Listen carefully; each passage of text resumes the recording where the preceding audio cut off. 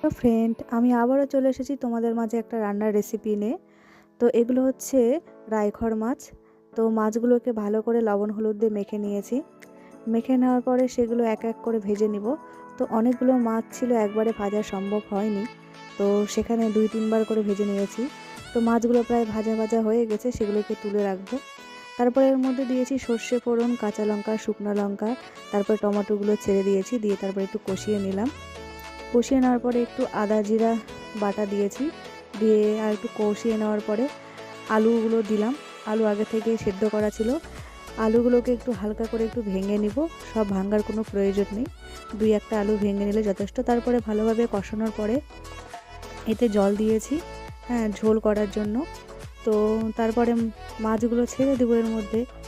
তো ঝোল ফুটতে শুরু করেছে, একে একে মাছগুলো ছেড়ে দেবো। তো ছেড়ে দিলে আমাদের রেসিপি তৈরি। তো তোমরাও বাড়িতে এইভাবে ট্রাই করে খেয়ে দেখবে।